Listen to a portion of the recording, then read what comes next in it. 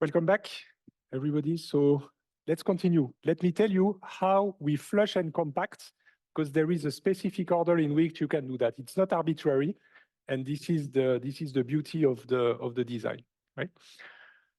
So just to also clarify what I mean with seek time bounds and transfer time bounds. Do you remember at the beginning of the lecture, I told you about capacity, throughput, and latency, right? I said that capacity improved by an absolutely gigantic factor. And then transfer time improved also, but by less. And then latency improved in the sense that it decreased by even less. So basically, when you have a system, I'll come back to it in a few weeks, it usually has a bottleneck somewhere, something that keeps it slow or slows it down. And in this kind of systems where you have to access data, you have two possibilities when it comes to reading from disk. It could be latency bound or transfer bound. Seek time is just the same as latency. Latency bound means that you basically spend most of your time waiting. It's like being in the military, right? So you just spend your time waiting. You ask for something and then you need to wait until it comes, and then you ask for something else and then you need to wait again. Transfer time bound is that you spend your time downloading things. The bits are dancing around and flowing around, and this is what happens most of the time. Then it's limited by the speed at which you can transfer. And basically, when you have a B+ tree in a traditional classical database management system, the B+ trees are optimized for an environment in which you spend most of your time waiting. And the log structures merge trees are optimized for an environment in which you spend most of your time transporting bits around, which typically in the case of big data is what happens. You do want to optimize by making the bits dense instead of constantly waiting for them, right? That's the high level idea. All right, but parenthesis closed. The idea is that in HBase, we don't want to be bound by latency, but we really want to move data around. So what happens in the case of a log structured merge tree is that you have multiple levels of data storage. Just going to make the toolbar go away in the lecture hall. There you go. So C0, C1, C2. The first level is the memory. This is the freshest key values that you can ever think of. They've just been created and they are in your memory. Then you have level C1. Level C1 is what has been flushed to disk, right? It's been long enough, the memory was full and you flushed it to disk. Level 2 is what was compacted. It has been flushed, but after the flush, you even merge several H files into a larger one. This is level C2. And in fact, it continues. You have C3, C4, you just keep compacting and compacting and compacting in fewer, larger H files. Now, do you understand the intuition why I'm saying all of that is transfer time bound? Because what do we spend our time doing? We spend our time flushing and compacting. And this is something that's where the bits are transferred. You're not waiting for it to happen. You're waiting for a very small amount of time. And then once you flush and once you compact, it's basically driven by the number of bits that you need to transfer, right? So this is the idea of a log structured merge trees. But I need to make you understand why log in such a way. So I prepared an animation because I think it's the best way to actually understand what's going on. And I'm just going to show you the life cycle of an HBase store where the key values are added in memory constantly. And then at some point we flush, and at some point we compact, and at some point we flush, and at some point we compact, but just how this is all orchestrated. I don't include the HLog, but again, it's implicit. Like whenever something reaches the mem store, it's also put in the HLog. All right, so imagine that I directly have these 7 key values. They were freshly created and added to the mem store. There's nothing on disk yet. This is a brand new table that I've just created. And now there are 7 values that are in the table. Now it's full, so what do I do? What do I do when the mem store is full? Flush, yes, exactly. We flush. So we flush to one H file.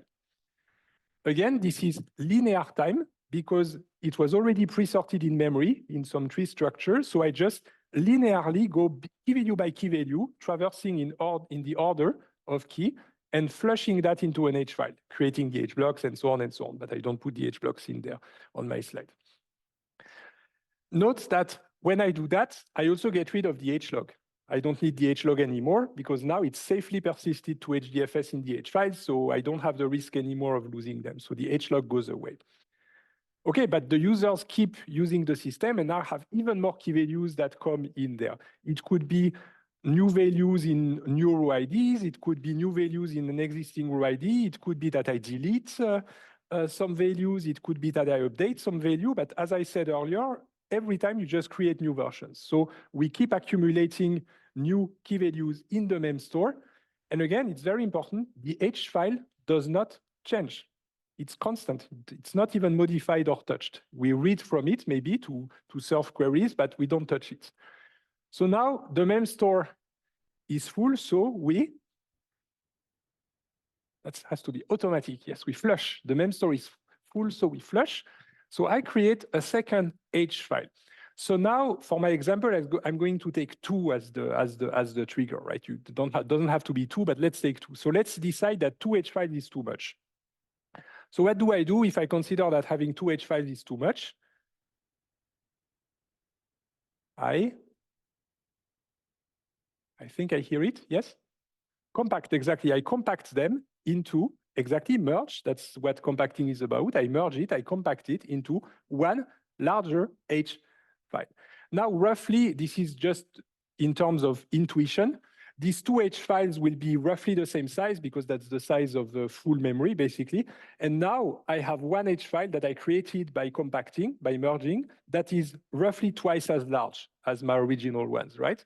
It's like 1 + 1 gives you 2, right? So I merge them into one larger H file. I have fewer larger H files. So now the user continues to use my system. So what do I do when the memory is full? I flush. Now it's automatic. Very good. So I flush. Now I have a new H file, but again, that's the size of corresponding to a full memory. So that's half of the one that I already had in here. And this is fine because they are not of the same generation, right? So on the left, this is level C1, and on the right, this is level C2. So I'm fine with that. And I accept at most 1 H file per level. The memory is again full, so thank you, I flush. And then I get a second H file. So what do I do? Because I have 2 of them, I compact. And now I have 2 H files. That's too much, so I compact again. And now I'm at C3, I'm at level 3. Now I have an H file that is even twice as large. So now it's 4 times as large as a full memory. See the idea? Now I have this large H file. So here we are at level C3. Now the memory is full, so I flush. The memory is full again, so I flush. We have 2 H files, that's too much, so we merge, we compact, we merge, yeah.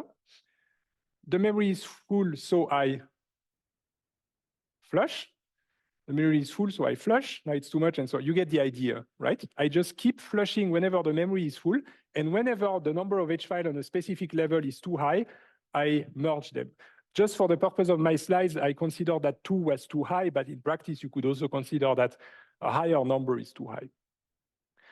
Now, I would like you to see something in there that I'm not sure if you actually noticed. Who knows how to count in base 2? Okay, who knows how to count in base 10? Okay, so base 2 is the same. You just like 0, 1, 1, 0, 1, 1, 1, 0, 0, 1, 0, 1, 1, 1, 0, 1, 1, 1, 1, 0, 0, 0, and so on. It's just like base 10, except that you have only 2 digits instead of 10. Who noticed that we've just counted in base 2? Who saw it? Some of you, yeah. Indeed, you might have noticed, you just have to mirror the whole thing because when you write the numbers, we write from left to right, so the hundreds and then the tens and then the units. here you just need to mirror thing. So let me show it to you. Then you will hopefully have this aha moments. So this is 0, right? 0, 0, 0. This is 1, 0, 0, 1. So this is 1. This is 1, 0, corresponds to 2, right? So 1, 0. This is 1, 1, corresponds to 3 in base 10. This is 1, 0, 0, corresponds to 4. This is 1, 0, 1, corresponds to 5. This is 1, 1, 0, corresponds to 6. And this is 1, 1, 1, corresponds to 7, and so on and so on. So in fact, this whole cycle corresponds to counting in base 2. Yes, we have, maybe we can, we have the microphone. Just for the people on Zoom to also hear you over there. Yeah. I just had a question. In real life, how many of these H files are there actually before compacting? Is this always 2 as well, or? So 2 is for my slides. It's just an example for my slide. In practice, it can be a higher number. It also doesn't have to be exact, right? You can have different rules or different heuristics. But what happens is always this idea of having these levels from left to right that becomes fewer and larger, right? On the left, you have the most recent H files that are smaller, and that may be a lot of them. And then you push them to the next level, they will become larger, and then push again larger and larger. I did it in base 2. You could do it in base 3, in base 4, in any basis you want. You could also do it not in a specific basis, but based on other rules, like the total size in bytes of a level or something like that, right? What I want to communicate here is this idea that we have these levels that we push to the data as it gets older. Does it make sense?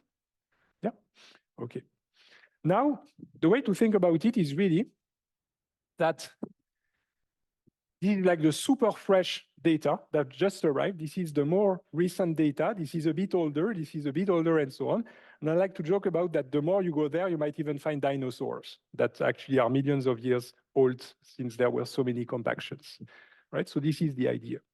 And now if you go back, what I showed you here, in fact, this here is what we had, right? I have the mem store in C0. I have the smaller H files on C1, the twice as large H files on C2, and then twice as large on C3, and so on. Who is with me? Right? Now, this idea of flushing and compacting in this way is really, really, really efficient. It's much more efficient than to just flush and then at some point have a million H files. Because the fact that you double every time basically keeps it logarithmic. This is the reason it's called log structured merge trees. It's log for logarithmics, right? Logarithmic. Okay. All right. So that was my animation. Who would be able to do it in base 3 if you wanted to do it in base 3? Some of you. It's you flush, then you compact. You flush, then you compact. You flush, then you compact, then you compact again. You flush, you compact. You flush, you compact. You flush, you compact, and you compact again, and so on, right? You just go to, you compact when there are 3 on the same level rather than 2. Okay. Now, there's a few other tricks and optimizations, but I'm just going to go quickly over this.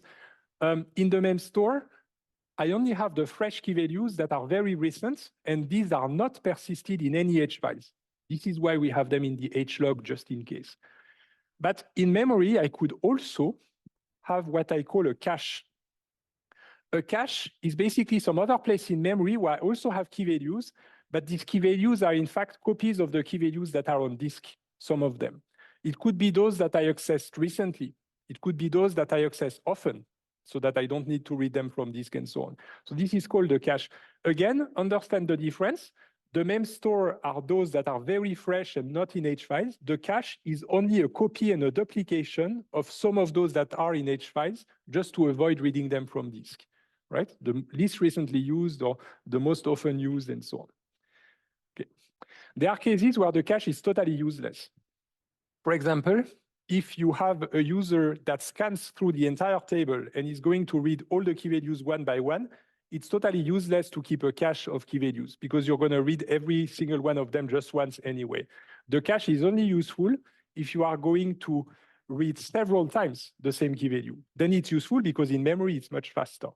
And there is this idea that if it was recently used, maybe it's more likely that you will access it again, or you can keep track of how often you use them. So what we call batch processing is really this idea. We have what we will see after the Easter break with MapReduce and Spark. We might aggregate across the entire table, then the cache is totally useless. Another case where the cache is totally useless is if you access the data completely randomly and unpredictably. Then the cache also doesn't bring you anything because then you cannot predict or know in advance what values you're going to access. Okay. All right. There is another optimization. This actually is a beautiful optimization. I don't know if the TAs plan to put it in the exercise. Maybe we usually do it also in the master's version for computer scientists, but maybe it could be interesting for you as well to look into it. It's called the Bloom filter. The idea is this. Once I have used my system a lot and flushed and compacted my H files a lot, at some point, I'm going to have a lot of H files. A lot, reasonably a lot, because of the LSM tree, it's going to be logarithmic, but can still be a lot. Now, you remember that when the user looks up specific row ID or data for a specific row ID and column, where do we need to look? Everywhere, right? Everywhere. So if I have 1,000 H files, then I have to look into 1,000 H files. This trick here, the Bloom filter, is a way to not have to look into every one of these H files. Because imagine that I have some insider information that tells me for this H file, I know that I will not find anything in there. Then I don't need to even bother reading it. And the difference with insider trading is that that kind of insider information in big data we love to use. This is totally useful because you save yourself the time. So imagine that you're looking for a specific key and you have the information from some magical algorithm that tells you the grade H files, here the grayed out H files, the three of them. You know that you will not find these key values in there. Then you can read all the other ones, but you can skip these three. The trick that actually makes it fast is that you can only be sure in one direction, but not the other. What do I mean with that? If I tell you, for sure, the key is not to be found anywhere in this H file or this H file or this H file, this is 100% certain, right? If I tell you it's not there, then it's not there. But it's not true the other way around. The other way around, the other files, it may or may not be there. I cannot guarantee you it will. I just cannot tell you it will not, right? So the idea is that either for the grade ones, I tell you it's certainly not there, or for the other ones, I tell you it could be there. Maybe, maybe not, I don't know, but you need to look, right? So it's only half the direction. And this is called a Bloom filter. For sure, you can say, okay, a key is not contained in a file, so you can skip it. And maybe it is contained in a file, then you need to look at it. Maybe you're going to be lucky and find a key. Maybe you're not going to be lucky. Then you just read the H file for nothing, right? Okay. Another slide, and again, this I keep very, very high level and quick. How do we know which regions are where, on what servers, and how the table is actually partitioned in regions? That needs to be stored somewhere, right? We need to have it somewhere. And that somewhere is what we call the meta table. We have a special table that's called the meta table. That table is just a list of all the regions and with information about them. For example, this region is for that table from that row ID to that row ID, and it is stored on machine number 10, for example. And so this is called the meta table. And thanks to the meta table, you know where to look. So for example, for creating, deleting, updating tables, you need to connect to the HMaster. It's the same idea as connecting to the name node for HDFS when you want to create or delete directories. And if you want to read a specific region or a specific key, then you don't know which region server to ask, right? Because right now, today, we looked at a single store, so we knew the region. But in general, there could be 1,000 regions. So what does the client do? it connects to the one machine that is known to be hosting the meta information, the meta table, and it's going to ask that machine, okay, I'm looking for that key. What region is it in, and what machine has the region? And then the machine answers, okay, it's located on machine number 10, which is responsible to that region, and then you can connect to the machine. And again, remember that the region servers, they have the responsibility of one or more regions, and this means the clients connect to them for that specific region, right? It's a responsibility thing, okay? In terms of APIs, it's always the same for many systems. You can access it in many ways. Programmatically, you can write some computer code that connects via an API, an application programming interface. That can be Java, Python, C++, and so on, right? So in that case, HBase is written in Java, just like HDFS, okay? So you can actually access with Java. By the way, you know that API at some point became a buzzword in the business world, just like blockchain or AI or machine learning. At some point, I remember in some meetings with business people, it's API, API, API, like API is really a big thing now. But anyway, so these are APIs to connect to. So Java, the programming language. REST, I told you about it. REST is a way to access a system via HTTP. It's like going to a website, but instead of being a human talking to a machine, it's a machine talking to a machine. So it goes over HTTP. The nice thing about REST is that once you have a REST API in place, you can very easily implement APIs in any language you want. You just build it on top of the REST API and wrap it into Python, wrap it into R, into any language you want. So REST is kind of the universal interface to any programming language, if you want. Okay. Then you also have a shell. You can also open a shell and directly type in there your queries. I think in the exercises, we're even encouraged to do this. Yeah. Okay, so this is how to use it. Now I have a few words to make you think, really, because we've seen that HDFS is how we store the files and the blocks, and the H files are actually HDFS files. The HLog is an HDFS file. And I told you about the H blocks that are these groups of key values of size 64 kilobytes. I told you, careful, it's not the same thing as HDFS blocks. So what about HDFS blocks? Let's think now about the HDFS blocks and data locality.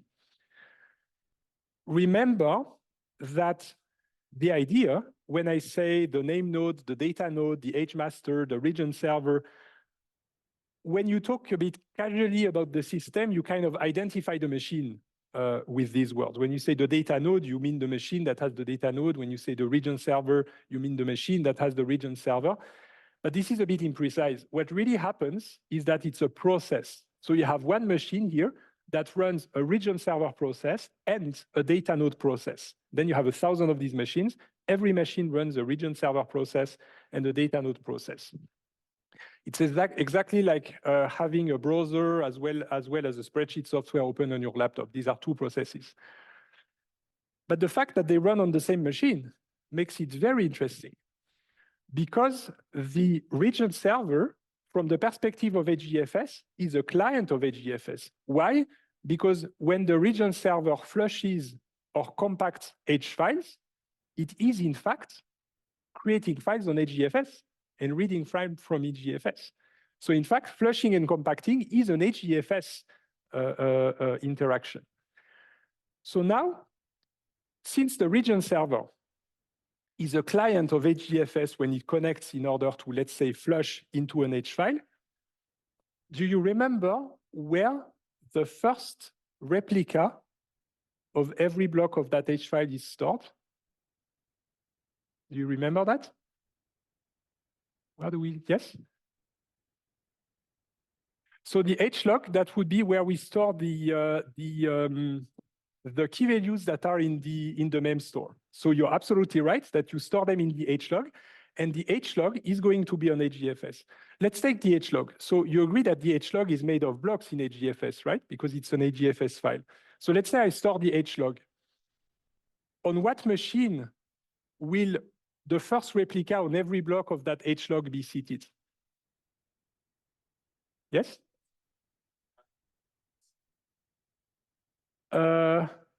Almost. That's replica number 2 and 3. Almost there. Yeah. But this is true. So replica number 2 is on a different track, and replica number 3 is on the same different track in a different node. Right? So you are correct. And what about the first one? The first replica? You remember? Does anybody remember? When a client connects to HDFS to write a file, where is the first replica stored?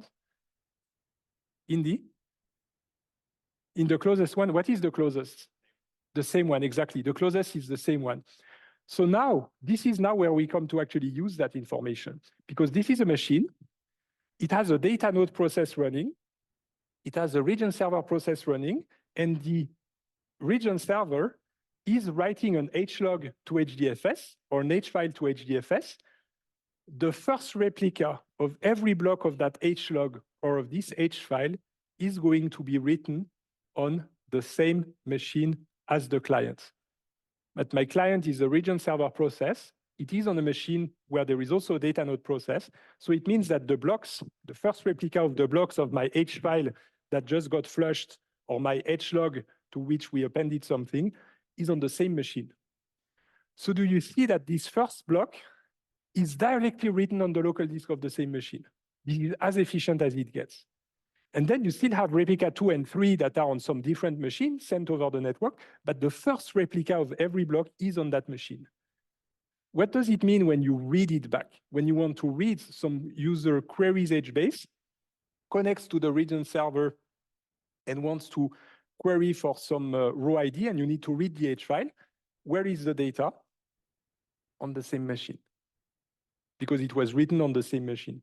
So it means that sitting on the same machine, it can even be faster than normally with HDFS, because normally with HDFS, you need to connect to the name node and you need to transport over the network the blocks that you're reading to download them. But since it's on the same machine, we can do something that's called short circuiting. We can short circuit HDFS. It means that the region server knows that it's sitting on the same machine as the data node. It knows that the replicas, there is a replica of each one of the blocks that it's trying to read on the same machine. It will directly read them from the local disk where the replicas are stored. For whom is that clear? Right? It's the same machine. You directly read them from disk. Right? All right.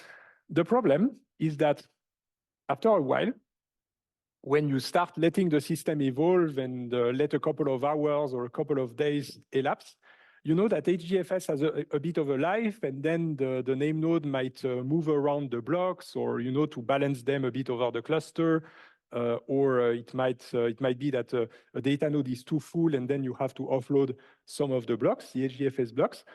So if you wait a little bit, at some point, you will no longer have the first replica of every block on the same machine, and some of them might be on other machines.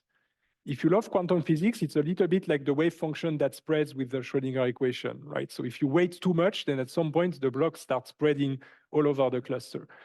So it means that after a while, it stops being the case that you can read everything from the local disk, and then it becomes a bit slower because you have to connect over the network to the other data nodes to get replicas of the blocks you want, or the H file you want to read, for example. But now there's something beautiful, because now we let the HBase cluster has its own life, the HDFS cluster have its own life with the block spreading. But what is something else that happens when when HBase leaves its life? The mem store becomes full at some point, you flush, and then at some point this H file, there might be two of them, and what do? You compact them. What does it mean to compact? It means that you are going to read all of these blocks for one or several H files, and you will create a new H file, right? That is larger, that is the merged H file. But this H file, technically, it's a new file that you create on HDFS, right? When you create that new file on HDFS, where does the first replica of every one of the blocks go? To the same machine. That's the magic. Because you keep flushing and compacting, After a while, the blocks maybe start spreading all over and no longer be on the same machine. But every time you flush, every time you compact, you bring it back to the same machine. It's like, again, if you're a quantum physicist, it's like a measurement, and then you know where it is, right? So this is the magic of the what we call locality in HDFS, is that because of the way that it is architectured, the data stays local to every machine, and it's very likely that you will have a local copy of the blocks of your H file or H log on your machine, right? So it's beautiful. It's not perfect. Occasionally, it might not be true and you read over the network, but very often you just short circuit HDFS and directly read the blocks from the local machine. Who is with me? Okay. Who understands that concept of locality? The fact that because the region server is on the same machine as the data node, it can directly access the data via the local drive, which is a way of cheating, right? But that's extremely efficient. And we'll see with MapReduce and Spark, the same thing will happen again. This is how you actually make clusters of machines so efficient. Okay. Now, this is kind of an optional section. It's very short, actually. But I want to show you some later evolutions. So that was maybe 15 years ago, let's say, HBase. So what happened after that? Well, Google developed the GFS, which is the proprietary version of HGFS, and Bigtable, which is the proprietary version of HBase. But then they continued. And technically, a successor of GFS, I think it's Colossus, was the name. And Colossus was just an even larger version of GFS that spans multiple data centers. I don't even know if now they might have something even newer than that. But this is what the sort of things that happened later. And in parallel to Colossus, which is kind of the new HDFS, the new GFS, they also developed a newer Bigtable, which is also a newer HBase, which is even more general. And the idea, it's called Spanner. So Spanner is just an even larger version of HBase. They still have this notion of groups of rows, so the regions, except that now they call them tablets. And the difference is that it doesn't need to be a contiguous region with an interval. You could have several intervals that belong to the same tablet. This is one of the things they changed. A second thing that changed is probably you notice that now I don't just have a row ID that is a single column, as was the case in HBase. Now I can have a row ID that has multiple columns. I can have a primary key over multiple columns. That looks a bit more like a relational database system, actually. And I can have the timestamp that is also stored as a column in the table, which was not the case in HBase. The timestamp was stored physically, but not as a column. Okay. Now, what do we get with that? I told you that you can have billions of rows in HBase. In Spanner, you can have trillions of rows, and maybe even quadrillions. So it's a whole order of magnitude larger than what you would have with HBase, right? So the scale is absolutely gigantic. But you know what's even cooler than that? It's the fact that since you don't have billions but trillions of rows, a data center is no longer enough, right?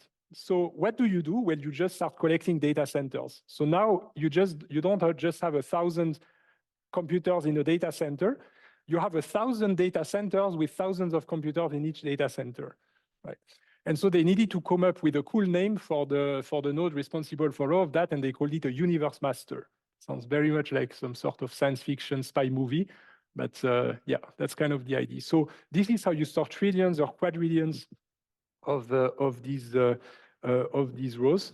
You just span it over multiple data centers. So now you're talking about the whole planet, technically, where you store these things. So you see, this is the next generation of white column stores, but you see that the ideas are still the same, right? It's just that this is generalized to an even larger scales now with millions of machines instead of thousands of machines, right? Now, this is where you start to understand that in terms of research, the kind of research we can run in academia or in a university is of no match to the kind of cluster sizes that a company can have, right? So now we have hundreds, well, thousands is even possible of a data center. Technically, it might be thousands today. Hundreds was the case back then. And millions of machines, right? This is why you know there's these cool stickers that some people have when you go to companies like Google, Microsoft, Apple, and so on. There's a popular sticker that they have that says, "My computer is a data center." Like, this is your computer. Just connect there and have millions of machines that execute your queries. All right, that was the last slide of HBase. Who followed this whole thing about HBase? Okay, who was very scared of so much content and so complex? Some of you. Okay. Well, read the textbook. In the textbook, it's also explained. You can ask plenty of questions also in the forum and in the chat. Who understood what I told you this week and the last week? Okay, most of you. Very good. So now, have a couple of more minutes. I could start with the data models. Who wants me to start a bit with the data models to give you an appetizer for what follows after the Easter break? Who prefers to go and eat? We do have a majority to continue on the data models. So I will continue on the data models.